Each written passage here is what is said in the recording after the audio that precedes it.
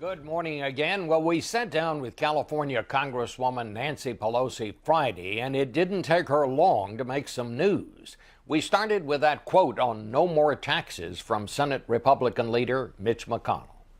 Do you then agree with the Republican leader in the Senate, Mr. McConnell, who says we're done now with the taxing side of it? Now we have to concentrate on spending. Is that done now? No, is the revenue side of it taken care of yet? No, it is not. I mean, the president had said originally he wanted $1.6 trillion in revenue. He took it down to 1.2 as a compromise. In this legislation, we get $620 billion, very significant, high-end tax, changing the high-end tax rate to 39.6%. But that is not enough on the revenue side. We've already agreed to $1 trillion in spending cuts, over $1 trillion in spending cuts. So what are you talking about there? You're talking about more taxes? We're talking about looking at the tax code, putting everything on the table from the standpoint of closing loopholes, and we know that we can do that. Special subsidies for big oil, for example, $38 billion right there. But again, not to take things in isolation, just to say, okay, well, how much more revenue can we get as we go forward?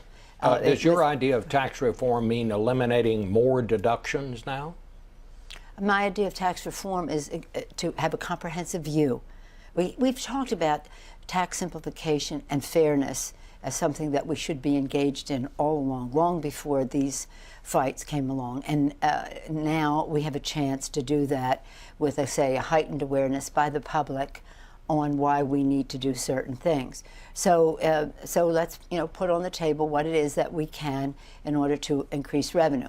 We've changed the rate, the high-end tax rate, 39.6, very important step. And again, there's much more that we can do by just subjecting it to the scrutiny of what is bringing in revenue, what is creating growth. And we don't want to hurt that. If there are some tax provisions that create growth, we want to support that. So again, taking it one step at a time, but not in isolation, say, would you do this, would you do that? Well, no, let's look at the whole program. But people who are listening to you this morning are going to say, she's talking about more taxes. She's talking about bringing in more in one way or another by increasing taxes. One thing I'm not talking about is bringing in more at the expense of the middle class. At the expense of the middle class. That is not something, and that was what we were fighting all along in this, because to the extent that you diminished the tax cut, the tax change at the high end, you would have to claw down into the middle class to get more revenue. Are you then saying to the upper classes, get ready, you're going to have to pay some more? This is not the end of it? Well, I'm saying that's not off the table. That's not off the table. That's not off the table. But not in terms of tax rates, You're but in terms of other considerations, other things, and the rest. What would be some of the things you think on the upper income people? What kind of deductions are you talking about? As I said, I'm not going into particular. You're not going put into it all, okay. Put it all on the table and see what is working. You know, I'm fairly, frankly, I'm fairly agnostic about what it could be now that we have injected some fairness into the process. But if it works for us, if it grows our economy, it's something that justifies its existence, it should be there. If it's something, I mean, we've talked about carried interest. How do we do that correctly? We've talked about subsidies for big oil. What is the justification to give it an incentive to drill when oil companies are making $1 trillion over that same period of time? So again, it's justify your existence if you are a special tax break, and again, all of it not to reach down to the middle class. Let's talk about cutting spending. Are Democrats ready to make significant reforms in entitlements? We already have. Well, I know that, and that's good. what every Democrat that I ask this question always says that. We already have. But so that's it. No, that isn't it. But I say as a sign of our intentions, we already have. In the Affordable Care Act, we found savings of over $700 billion by slowing the increase and the rate of reimbursement to certain providers. We used that $700 billion to increase benefits to seniors, and the Republicans took the same money and used it for a tax cut at the high end, and said that we were cutting benefits, which we weren't. But again, as a first step, that was really important. And secondly, I've said to my Republican colleagues over and over, we want to find savings so that we can prolong Social Security, so we can prolong Medicare. But if you're there to just destroy them, then that's not well, a savings. Let me just ask you some specifics, and you just answer yes or no. Would you support raising the eligibility age for Medicare from 65 to 67? No. What about Do you means want to know testing? why? Well, let me just, you got your answer no. What Okay. about means testing on Medicare benefits? We already do have some means testing in some certain aspects of Medicare.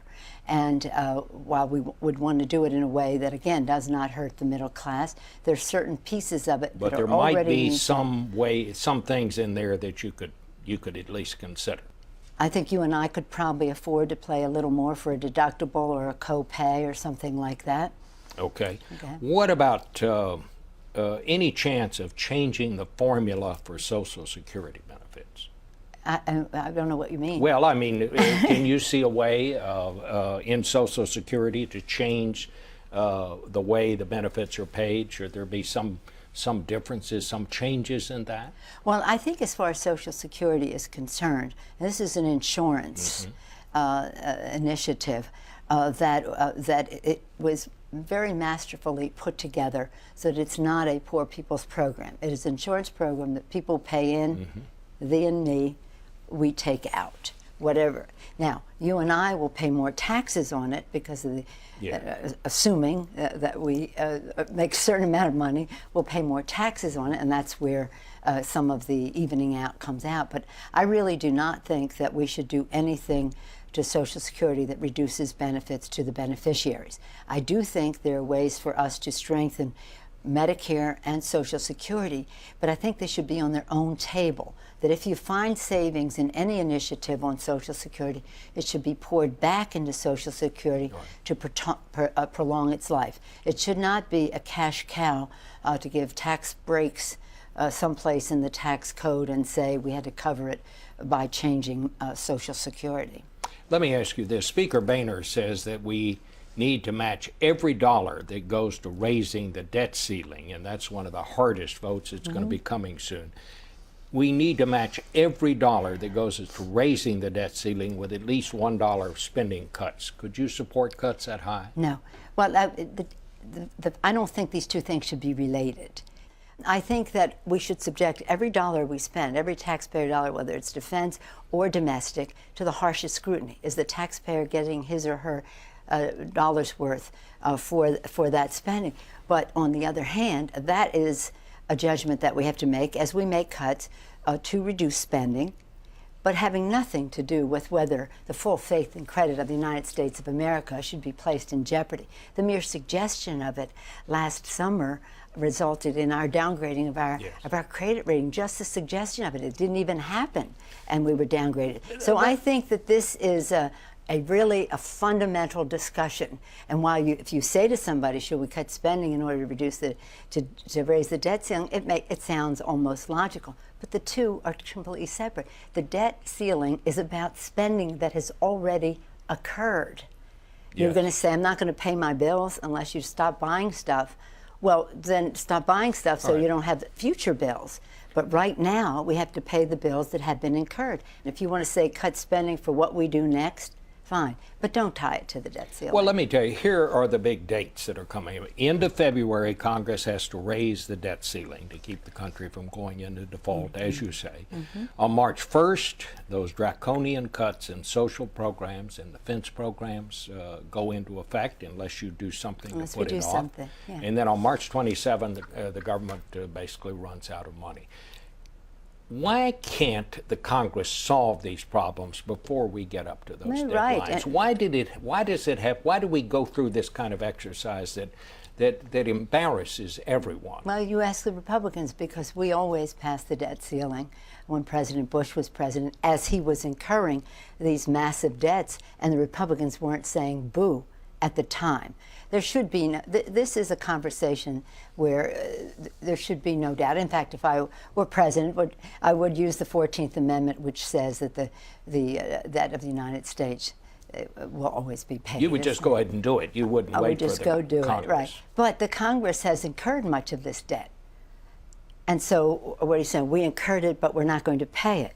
If you want to say we're not going to do it so much in the future, well, that's another thing. But you can't say I'm not paying my past debts. What has happened to Washington? I don't know. It simply did not used to be this way. Absolutely not. No. What do you think is wrong here? What happened, and what needs to happen? Well, I think that sadly, because as you said, it didn't used to be this way. In fact, in recent history, it hasn't been this way. When President Bush was president and I was speaker, we worked cooperatively to do the biggest energy bill in history. We did the TARP. The Republicans walked away from their own president.